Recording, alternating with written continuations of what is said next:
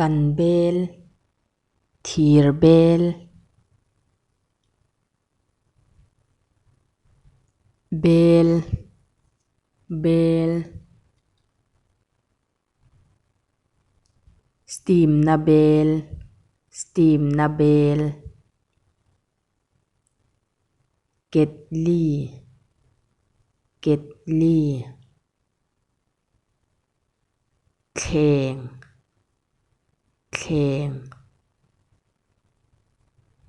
thleng kum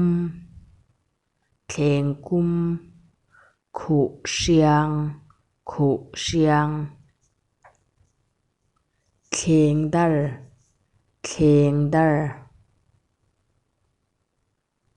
thuk no beng nei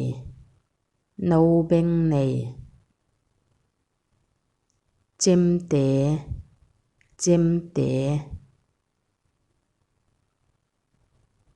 pak che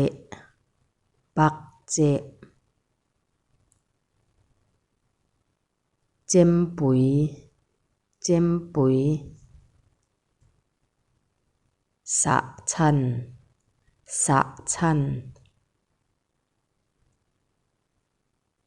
fian te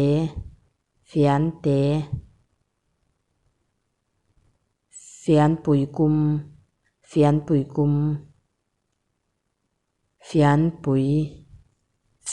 pui shik na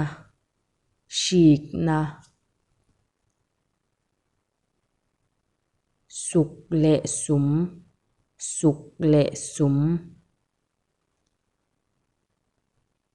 ngah chan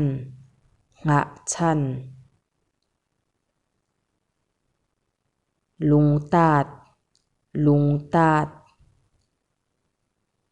kut shuk na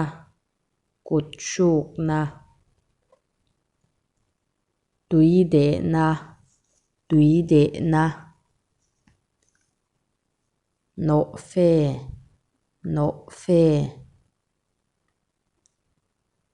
thir no fe thleng sil na sa bon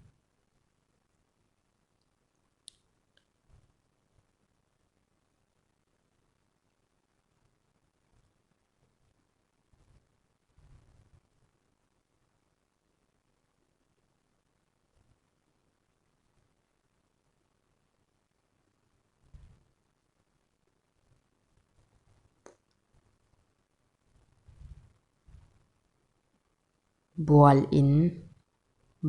in hano na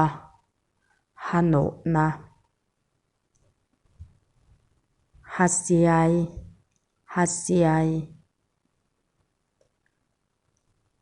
hmul zia na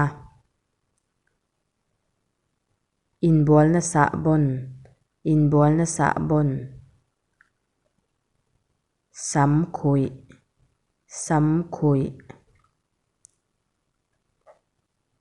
bual thleng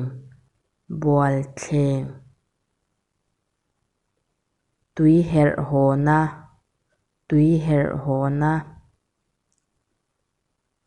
shruk puan no fe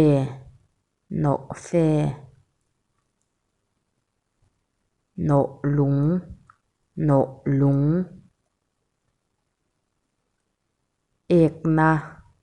ek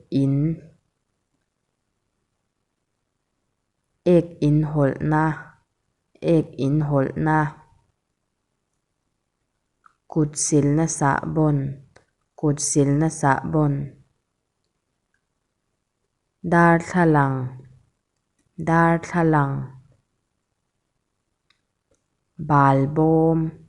bal bawm